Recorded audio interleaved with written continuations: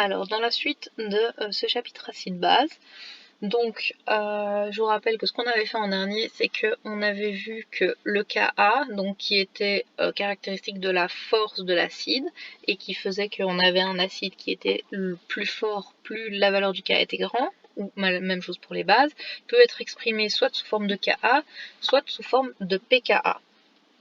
Et donc, en gros, plus le Ka est grand, plus l'acide est fort, mais par contre, on avait bien vu que plus le pKa, lui, est petit, car si on va sur cette page-là, donc qui est la page 31 du cours, je pense, et bien quand on regarde l'échelle de Ka, quand le Ka augmente, donc quand on va de bas en haut, Ka augmente, par contre, le pKa, lui, il diminue, donc moins 8 est plus petit que moins 3, donc c'est normal parce que entre le Ka et le pKa, on a la fonction moins logarithme qui va inverser la tendance croissante ou décroissante. Alors, ça c'est pour ce qu'on avait fait en dernier. La force ici relative des acides et des bases, on va passer, parce que c'est pas primordial. Et donc, on arrive donc ici à un petit récapitulatif qui est que donc pour un acide où on a HA qui se dissocie en H+ et A-, on a donc la constante d'acidité qui est égale au produit sur les réactifs. Et donc, pour avoir une réaction qui est déplacée vers la droite, si vous vous rappelez les déplacements d'équilibre de l'année passée, il faut beaucoup de produits et peu de réactifs. Donc, il faut bien avoir une valeur de Ka qui est grande. Donc, plus Ka est grand, plus l'acide va être fort. Parallèlement, si on a une base, et bien la base, ça donne BH++ OH-. On a donc Kb qui est égal à la même chose, donc les produits sur les réactifs. Et donc, plus la base est forte, plus le Kb, lui, va être grand. Mais par contre, attention, si on regarde le pKa ou le pKb, attention, plus pKa est petit, et ici, même chose, plus le pKb est petit. Donc ça veut dire que si on a l'exercice suivant entre H2S et H3PO4 pour lesquels on donne le Ka et le pKa, eh bien, soit on regarde le pKa, soit on regarde le Ka, mais il ne faut pas regarder les deux. D'ailleurs, dans les exercices, je ne vais pas vous donner les deux, je vous en donnerai un des deux. Et donc, si on regarde le Ka, l'acide le plus fort, c'est celui qui a le Ka le plus grand, donc entre 9,1 10-8 et 7,52 10-3, c'est lui qui est le plus grand, donc c'est H3PO4 qui est l'acide le plus fort. Mais par contre, si on regarde les pKa, on doit regarder le pK qui est le plus petit, et c'est bien lui qui est le plus petit. Résultat, c'est bien H3PO4 qui est l'acide le plus fort. Donc en conclusion, on a un acide est d'autant plus fort que son Ka est grand mais que son pK est petit, et pareil pour les bases. Alors ce tableau-là, on peut le laisser tomber. Et donc dans une réaction acide-base, on a un acide plus une base qui donne un acide conjugué 2 et une base conjuguée. Donc le HA se transforme en A-, le B se transforme en BH+, et la constante C, cette fois de cette réaction, vu que c'est ni un Ka ni un Kb, est égale à la concentration des produits sur les concentrations des réactifs.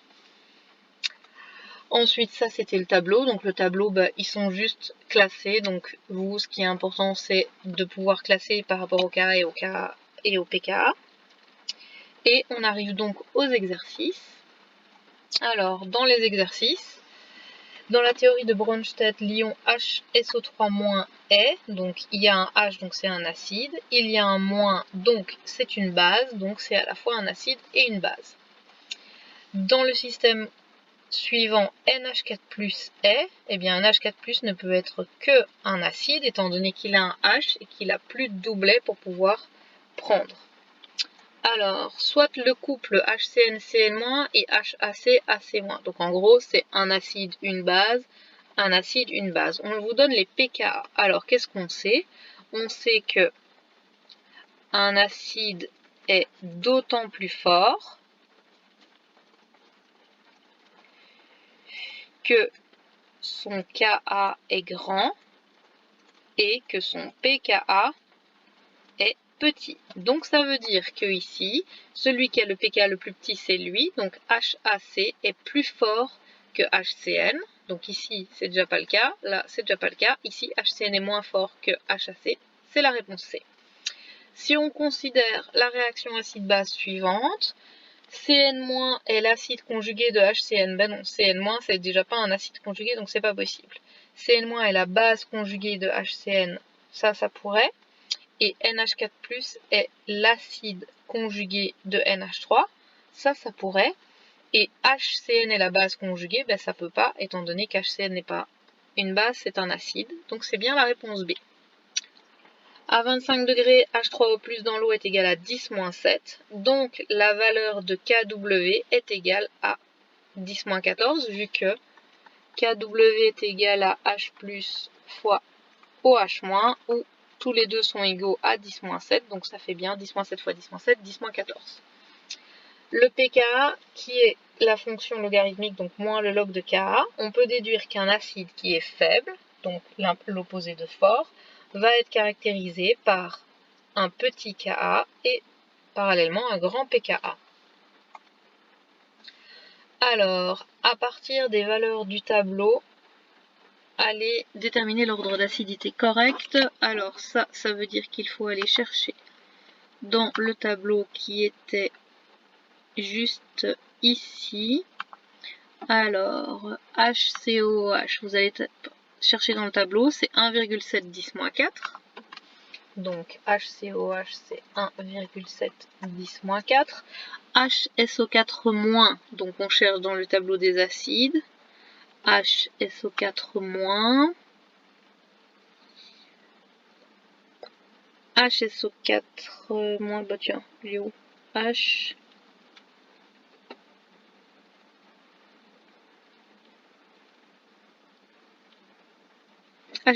il était là. HSO4-, 2 10-2.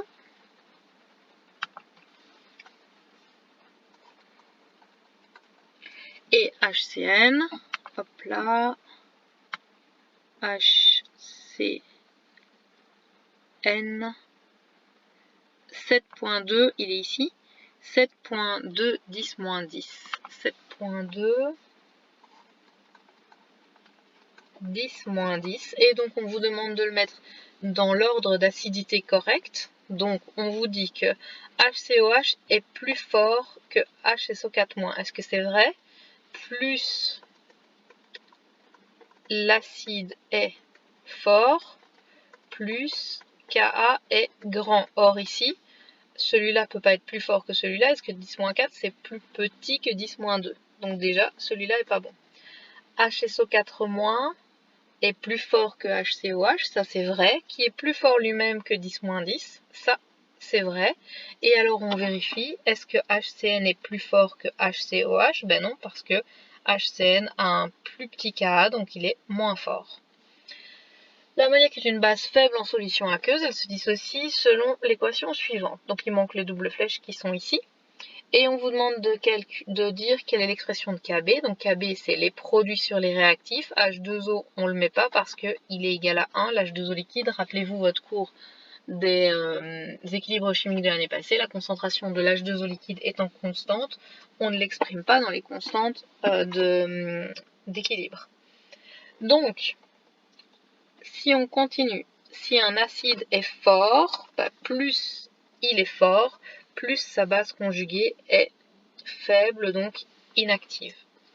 Ensuite, l'eau peut réagir avec elle-même pour se dissocier, donc c'est-à-dire qu'il y en a un qui donne un H+ à l'autre. Le KW, H2O liquide et H2O liquide ne s'expriment pas parce qu'ils sont égaux à 1, donc ça fait bien OH- fois H3O+. Une solution basique est une solution dans laquelle, donc la base, je vous rappelle que c'est une solution qui contient des OH-, comme NaOH ou CaOH2 par exemple, etc. Donc, une solution qui est basique. Dans l'eau qui est neutre, on a 10-7 de H+, et 10-7 de OH-. Donc ça veut dire que dans une solution qui est basique où j'ai plus de OH-, la concentration en OH- doit être plus grande que 10-7. Donc ça, ici, c'est de l'eau qui est neutre. Et ça, H3O+ égale OH- égale 10-14, c'est pas possible. Mais par contre, le produit d'H3O+ et de OH- doit être égal à 10-14. Alors, dans la suite du cours, on va s'intéresser donc au pH. Alors, le pH, c'est une chose que vous avez tous déjà entendu parler, ne fût-ce que dans les savons que vous utilisez ou dans les pubs à la télé, parce qu'on vous dit que voilà, telle marque de savon a un pH neutre, proche de la peau, etc., pour pouvoir être compatible et être bon pour la peau. Alors, le pH, c'est ce qu'on appelle une mesure de l'acidité qu'il peut y avoir dans un milieu. Cette acidité, c'est la quantité de H+ qu'il y a dans le milieu. Et donc, de la même façon que le pKa, c'était moins log du Ka, eh bien, le pH, c'est moins le log de la concentration en H+. Cette concentration en H+, si vous vous rappelez de vos cours de 4e, elle est exprimée en mol par litre, donc la quantité de mol de H+ qu'il y a dans un litre de liquide. Alors, cette concentration d'H+, elle est liée à la concentration de OH- qu'il y a dans le milieu. D'accord? Parce que vous savez que H+ fois OH- est égal à 10-14. La concentration en H+ est liée avec le pH, et le pH, on peut le relier avec le pOH qui est lui-même lié avec le OH-. Donc, en gros, si on vous donne un de ces 4 éléments, une de ces 4 données, vous pouvez trouver les 3 autres. Alors, comment est-ce que ça marche? Eh bien, si on vous donne un acide dans lequel, une solution dans laquelle les H+ sont égales à 10-1 mol par litre, on sait que pour passer de H+ au pH, on va faire moins le logarithme, donc je vais faire moins le logarithme de 10 exposant moins 1, et j'obtiens un pH de 1. Ensuite, je sais que H+ fois OH- est égal à 10-14, donc ça veut dire que OH- est égal à 10 exposant moins 14 sur 10 exposant moins 1, autrement dit 10-13. Donc ça, c'est la concentration en OH-. Et pour passer de OH- au pOH, je vais aussi faire moins log et j'obtiens un pOH de 13. Et 13 et 1, eh bien, ça fait 14. Donc ça veut dire que quand on passe, alors ça je sais pas trop si vous l'avez fait en maths ou pas, je sais que les 2 heures par semaine ils l'ont fait, mais quand on passe de cette relation-ci à une relation sous forme de P, donc moins le logarithme de ça, eh bien moins le logarithme d'un produit, ça fait, enfin le logarithme d'un produit devient une somme de logarithmes. Donc ça veut dire que si je prends toute cette relation-là et que je la prends moins le log, j'obtiens P, donc moins le log de H+, plus moins le log de OH-, qui va être égal à l'exposant du 10. Donc ça veut dire que je vais arriver à pH plus pOH qui est égal à 14. Donc autrement dit, si je vous donne le pH, vous pouvez trouver le pOH, et si je vous donne le pOH, vous pouvez trouver le pH. Deuxième exemple, si on a une concentration en HCl qui est de 0,001, qui va donner des H++ plus des Cl-, eh bien, on va produire 0,001 de H+, par exemple. Eh bien, si je veux le pH, je vais faire moins log de la concentration en H+, donc moins log de 0,001, j'obtiens un pH qui va être égal à 3. Par cette relation-ci, je peux du coup trouver le pOH qui va être égal à 14 moins le pH, autrement dit, qui va être égal à 11. Et avec ça, je peux trouver la concentration en OH-, parce que je sais que la concentration en OH-, c'est 10 exposant moins le pOH, donc 10 exposant moins 11. Donc j'ai de nouveau, à partir d'une donnée, trouvé les 3 autres. Alors, par rapport au pH maintenant, et à ce que vous pouvez en savoir ou à ce que vous pouvez entendre dessus. Le pH, il est égal à 7 dans un milieu qui est neutre, c'est-à-dire dans l'eau. Dans l'eau, on a 10-7 mol par litre de H+, donc si je fais moins log de 10-7, j'obtiens un pH qui est égal à 7. C'est ce qu'on appelle un pH qui est neutre. Je n'ai pas d'acide, pas de base, parce que les H+, et les OH- se neutralisent selon la réaction H++ plus OH- qui vont donner H2O, donc j'ai un pH qui est neutre. Si j'ai une solution acide, ça veut dire que j'ai plus de H+. Et si j'ai plus de H+, ça veut dire que H+, devient plus grand que 10-7 que j'en avais dans le milieu neutre. Donc j'obtiens un pH, si je fais moins log, qui va être plus petit que 7. D'accord? Donc la concentration d'H+, est plus grande que 10-7. Par exemple, 10-5. 10-5 est plus grand que 10-7 parce que ce sont des exposants négatifs. Mais si je prends moins le logarithme de ça, et bien du coup, j'obtiens un pH qui est plus petit que 7. Et ici, d'ailleurs il manque un petit, hop, il manque un crochet. La solution basique, c'est la même chose cette fois, c'est le OH- qui est plus grand que 10-7. Donc ça veut dire qu'en parallèle, les H+, eux, sont plus petits que 10-7. Et plus petit que 10-7, c'est un exposant qui est plus grand que 7. Donc j'aurai un pH qui va être plus grand que 7. Alors, qu'est-ce qui est intéressant par rapport au pH? Alors, les pH, ben là vous avez quelques exemples donc de pH, de choses que vous pouvez rencontrer dans la vie de tous les jours. Alors, ce que vous connaissez, donc, c'est le suc gastrique qui a un pH de 2, donc votre estomac il est très très acide, ce qui est logique étant donné que vous devez avaler les choses, enfin les digérer les choses que vous avalez. Le coca est à 2,5, donc c'est pas beaucoup plus, enfin beaucoup moins acide en fait que le suc gastrique. L'eau est à 7, le lait il est à peine acide, le sang est à peine basique, donc on est autour de 7,4. L'eau de mer est basique, les œufs aussi, donc c'est voilà. Alors en aucun cas vous devez les connaître, c'est juste pour vous donner une idée. Et donc l'échelle d'acidité, elle va de 0 jusqu'à 14, mais si vous voyez, c'est bien une échelle qui est ouverte, donc on peut avoir des pH qui sont plus petits que 0 et des pH qui sont plus grands que 14. Ce qui est important à retenir, c'est que 7, c'est un pH qui est neutre, plus grand que 7, c'est un pH qui est basique, et plus petit que 7, c'est un milieu qui est acide. D'accord? Ce qui est exprimé d'une autre façon ici. Alors, comment est-ce qu'on peut mesurer un pH et pourquoi est-ce qu'on va le mesurer? Alors, il y a différentes façons de le mesurer. On a des pH mètres, donc ça c'est juste une petite machine, une sonde qu'on met dans un milieu qui va donner le pH qui est formé. On a des indicateurs colorés. Alors, des indicateurs colorés, c'est des molécules qui sont présentes dans un milieu et qui vont prendre une couleur différente en fonction du milieu dans lequel on les met. Donc exemple, l'orange de méthyle, c'est une molécule qui est rouge avant un pH de 3 et qui devient jaune après un pH de 4,4. Donc ça veut dire que si je veux savoir si mon pH est avant 3 ou après 4,4, je prends du rouge de méthyle, je le mets, je regarde à quelle couleur il apparaît. Donc on va pouvoir trouver les pH de certaines solutions en utilisant des indicateurs colorés. Donc, par exemple, ici, si on a une solution de pH inconnue, qu'on met du rouge de méthyle à l'intérieur, ce que je disais, eh bien, si on met du rouge de méthyle, le rouge de méthyle, il est là. Si on en met et que la couleur vire au jaune, ça veut dire qu'on est ici. Le pH est plus grand que 6,2.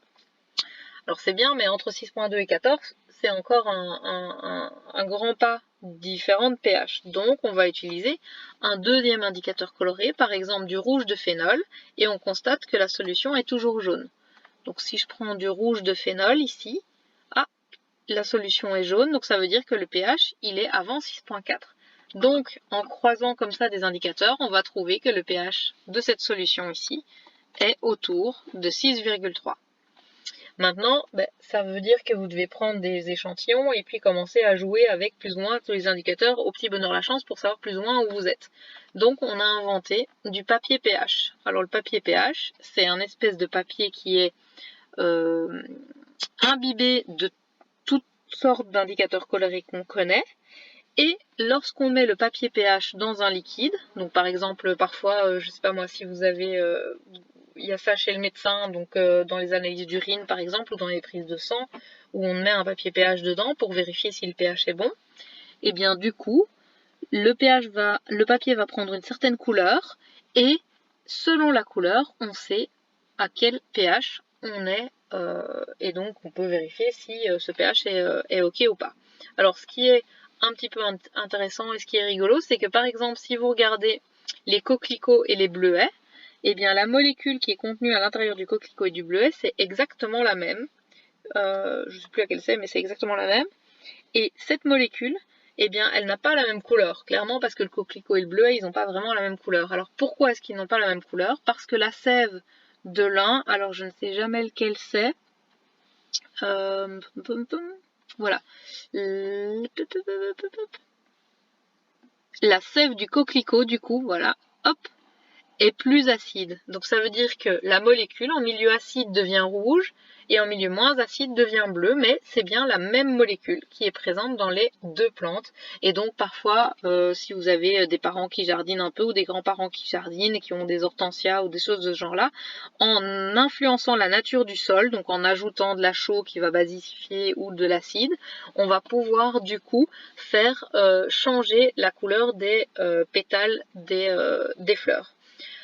Alors pourquoi s'intéresser au pH? Parce que ce pH il est intéressant dans divers milieux. Alors premièrement en agriculture, parce qu'en fonction de ce que vous voulez cultiver sur le sol, eh bien le pH va être différent.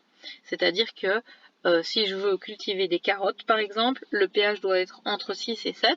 Si je veux par contre cultiver des fraises, il faut qu'ils soient entre 7 et 8. Alors ça paraît rien comme ça, 1 degré de pH, mais en réalité, 1 degré de pH, comme on est en logarithme et donc en base 10, ça fait quand même une différence en termes de concentration, parce que ça veut dire qu'un pH qui est égal à 7 par exemple, eh bien c'est 10 moins 7 moles par litre, mais un pH qui est autour de 6, ça va faire 10 moins 6 moles par litre, donc on a quand même un facteur 10 entre les deux, ce qui est quand même pas rien du tout par rapport à la plante qui doit pousser sur ce sol-là.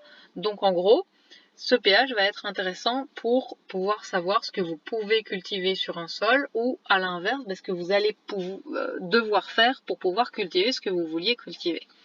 Et alors en médecine, eh bien, ce pH il est important parce que par exemple le pH de l'estomac est très important parce que si vous avez trop d'acide gastrique, eh bien du coup vous allez avoir tendance à avoir des ulcères par exemple. Et du coup les ulcères c'est quand même des trous dans l'estomac donc c'est pas super sympa.